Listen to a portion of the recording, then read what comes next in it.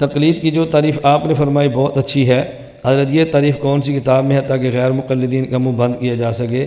اس کتاب کا نام ہے خطبات متکلم اسلام، اس کے اندر موجود ہے۔ آپ منہ ان کا بند کرو نہ کرو آپ کا مسئلہ ہے۔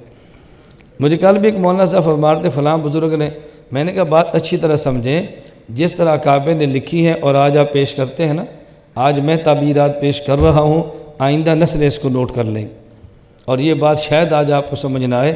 حضرت علامہ علی شیر حیدری رحمہ اللہ تعالیٰ نے مجھے خود فرمایا تھا، جملے تول تول کر کہنا آج کے 100 سال بعد دیوبند میں شاید تمہارا حجت کا درجہ ہو جائے اور کل کی امت کو تکلیف نہ ہو۔ اب یہ میری بات آج آپ کو سمجھ نہیں آئے گی، آپ کو کسی دور میں سمجھ آئے گی کہ یہ باتیں کتنی وزنی ہیں اور کتنی اہم ہیں، اور اپنے اکابر کی تعبیرات کی شرح کتنی مشکل ہے، یہ آپ جب پڑھیں گے سنیں گے نا پھر آپ کو اندازہ ہوگا۔ غیر مقلد کہتے ہیں آپ لوگ ابو حنیفہ کی تقلید کرتے ہو، اس کا کوئی پتہ ہے کہ وہ خود بھی بچا ہے یا نہیں؟ قبر میں بھی عذاب ہمیں پتہ ہے، امام ابو حنیفہ رحمۃ اللہ پر جنت میں ان کا قبر میں کوئی عذاب نہیں ہے، جنت کی خوشبو لیتے ہیں، ہمیں پتہ ہے۔ کیوں پتہ ہے؟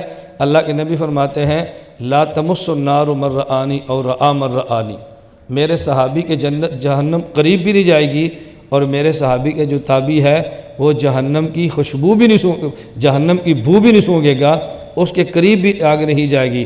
تو جب اللہ کے نبی نے فرما دیا تابعی جنتی ہے تو ہمیں تو پتہ ہے وہ جنت کی ہوا لے رہے، کیوں نہیں پتہ؟ تمہیں نہیں پتہ، تمہارے بزرگوں کا تمہارا مسئلہ ہے، ہمیں پتہ ہے ہمارے بزرگ کہاں پر ہیں۔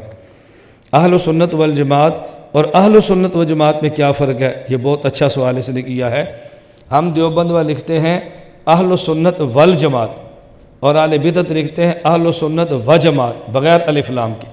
آپ مساجد کے باہر لکھنا پھر آپ کو اندازہ ہوگا۔ تو لوگ کہتے ہیں دونوں میں فرق کیا ہے؟ میں کہتا ہوں ان دونوں کے فرق کا جواب خود ہمارے کلمہ میں جس کو پڑھ کر مسلمان ہوتے ہیں، لا الہ الا اللہ محمد الرسول اللہ صلی اللہ علیہ وسلم۔ لا الہ الا اللہ میں لفظ الہ 2 بار ہے، نمبر 1 لا الہ الہ، نمبر 2 الا اللہ، یہ اللہ الہ ہے۔ فرق کیا ہے؟ پہلے الہ بغیر الف لام کے ہے، اور پھر اللہ یہ الف لام کے ساتھ ہے۔ اب جب الہ بغیر الف لام کے تو معنی اور ہے، اور جب الہ الف لام کے ساتھ اللہ ہے تو اب معنی اور ہے۔ پہلا لا الہ، اس سے مراد معبودان باطلہ ہے، اور الا اللہ اس سے مراد عام اللہ نہیں، خاص اللہ ہے، جسے خاص الہ ہے جسے اللہ کہتے ہیں۔ لا الہ اس سے مراد عام الہ ہے معبود باطل، اور الا اللہ اس سے مراد خاص الہ ہے جو کہ اللہ ہے۔ الف لام نہ ہو تو عام الہ، اور الف لام آ جائے تو پھر خاص الہ۔ اہل سنت و جماعت، الف لام نہ ہو تو عام جماعت، کوئی بھی گروہ کوئی بھی فرقہ، اور جب الف لام آ جائے اس سے مراد خاص جماعت جو کہ صحابہ کرام کی جماعت ہے۔ تو ہم چونکہ حجت اہل سنت کا معنی والجماعت، ہم حجت اسے مانتے ہیں کہ اہل سنت مراد خاص سنت اللہ کے نبی کی، والجماعت مراد خاص جماعت جماعت صحابہ جو نبی پاک کی ہے۔ تو جو اپنی نسبت خاص جماعت صحابہ کی طرف کریں وہ خود کو اہل سنت والجماعت کہتے ہیں، اور جو اپنی نسبت عام جماعت کی طرف کریں خواہ وہ صحابہ ہوں خواہ احمد رضا بریلوی اینڈ کمپنی ہو، وہ اہل سنت و جماعت کہتے ہیں۔ تو یہ دونوں میں فرق ہے، ہماری نسبت خاص جماعت کی طرف ہے جو صحابہ ہیں، ان کی نسبت عام جماعت کی طرف ہے جو کئی کمپنیاں ہیں، اس لیے اہل سنت و جماعت کہتے ہیں۔ فرق سمجھ آ گیا؟ ہمارے اساتذہ تو حیات النبی صلی اللہ علیہ وسلم کے قائل ہیں، لیکن عام لوگوں کے بارے میں فرماتے ہیں کہ عام لوگوں کے سماع یعنی عام مردے قبر کے اندر سنتے ہیں کہ نہیں، اس کے بارے میں فرماتے ہیں کہ اس بارے میں صحابہ رضی اللہ عنہم اجمعین کا اختلاف ہے۔ اگر کوئی عام لوگوں یعنی مردوں کے سماع کا قائل ہے تو ان سے بھی کچھ نہ کہو، اور ان سے کچھ کہو جو قائل، ان سے کچھ کہو جو قائل نہ ہو۔ آپ کے سادہ بات ٹھیک فرماتے ہیں، ہمارا موقع بھی یہ ہے، عام اموات کا سماع اختلافی ہے، کوئی سماع کا قائل ہو پھر بھی ٹھیک ہے، سماع کا منکر ہو پھر بھی ٹھیک ہے۔ ہاں انبیاء کا سماع اتفاقی ہے، اس میں جو قائل ہو اہل سنت والجماعت ہے، اور جو منکر ہو اہل سنت والجماعت نہیں بلکہ اہل ضلالت اور گمراہ ہے۔ ہاں عام اموات کے سماع کے بارے میں یہ فرق ذہن میں رکھ لیں، اگر کوئی بندہ عام اموات کے سماع کا قائل نہ ہو اس کو برا نہیں کہنا چاہیے، اور جو عام اموات کے سماع کا قائل نہ ہو اور قائلین سما کو مشرک کہے یہ بندہ گمراہ ہے۔ جب آپ نے مان لیا کہ سماع اموات صحابہ کرام سے ہے، بعض صحابہ کرام رضی اللہ عنہم مجمعین سماع موتیٰ کے قائل ہیں اور بعض سماع موتیٰ کے منکر ہیں، تو جو قائلین سماع موتیٰ کو مشرک کہے گا تو یہ مشرک کا فتویٰ ہمارے اوپر لگ رہا ہے یا صحابہ کرام کے اوپر لگ رہا ہے؟ تو جو صحابہ کرام کو مشرک کہہ دے گا اگر وہ بھی گمراہ نہیں ہے تو پھر گمراہ سنگ ہوں دیں۔ نہیں سمجھ آئی؟ پھر گمراہوں کے سینگ ہوتے ہیں، اور گمراہ کون ہوتا ہے؟ عام اموات کے سماع کا قائل نہ ہو ہمیں کوئی اعتراض نہیں ہے، لیکن قائلین عام اموات سماع کو مشرک کہے تو پھر ہمیں اعتراض ہے۔ اللہ ہمیں بات سمجھنے کی توفیق عطا فرمائے۔ روح موت کے بعد کہاں جاتی ہے؟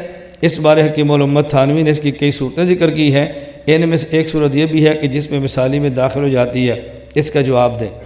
یہ بات بہت پیارا سوال ہے، اس کو اچھی طرح سمجھ لیں۔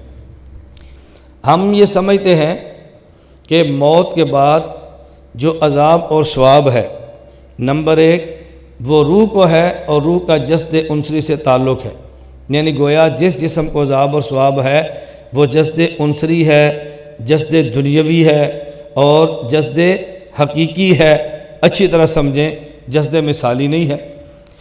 مماتی حضرات ایک اشکال کرتے ہیں کہ ہم جو کہتے ہیں موت کے بعد جس جسم کو عذاب ہوتا ہے وہ مثالی ہے، اور آپ کہتے ہیں جو مثالی کے قائل اہل سنت میں نہیں ہے، تو سارے صوفیہ جس جسم کے عذاب کے قائل ہیں وہ جسم مثالی کے قائل ہیں، تو کیا صوفیہ پھر گمراہ ہیں، اہل سنت والجماعت میں سے نہیں ہیں؟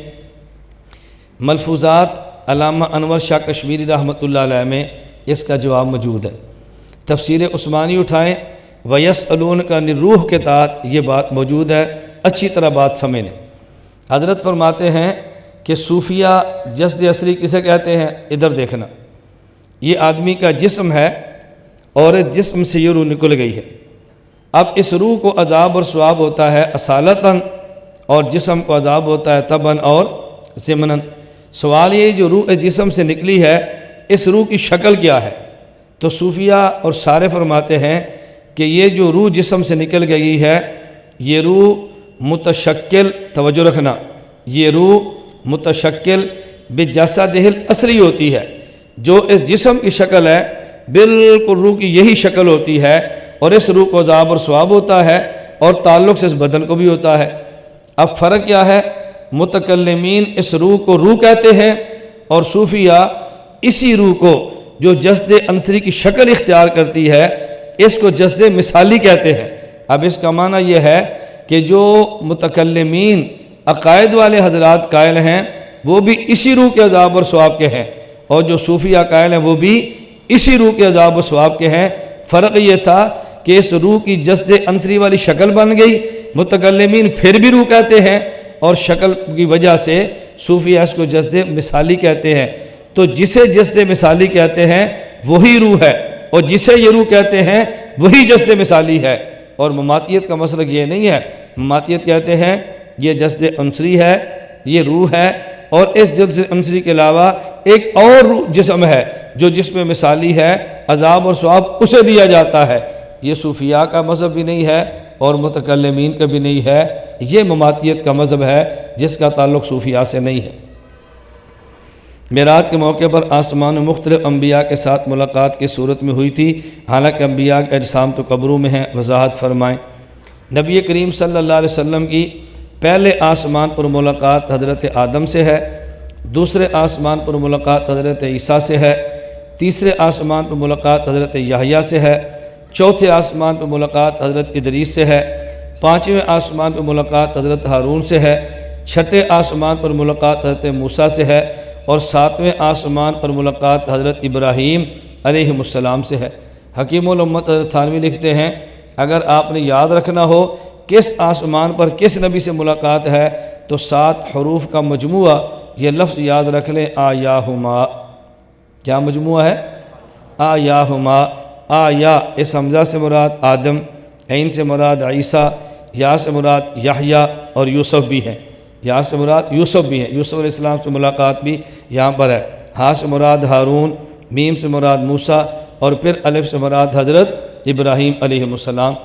اب دیکھو ہم کہتے ہیں ملاقات انبیاء کے اجساد حقیقیہ سے تھی، وہ کہتے ہیں اجساد تو قبروں میں تھے، ہم کہتے ہیں نبی پاک صلی اللہ علیہ وسلم مکہ مکرمہ میں تھے، تو جس طرح آپ مکہ سے وہاں پہنچے ہیں وہ قبور سے وہاں پہنچے ہیں۔ نبی پاک کا آنا بھی معجزہ تھا اور ان کا آنا بھی معجزہ تھا۔ بعد از وفات پیغمبر کی نبوت سلب نہیں ہوتی، نبوت پیغمبر کی بدستور باقی رہتی ہے۔ ہاں گزشتہ انبیاء کی شریعت منسوخ ہو جاتی ہے، شریعت کا منسوخ ہونا اور ہے اور نبوت کا منسوخ ہونا اور ہے، اور معجزہ شریعت پہ نہیں ہوتا، معجزہ نبوت پہ ہوتا ہے۔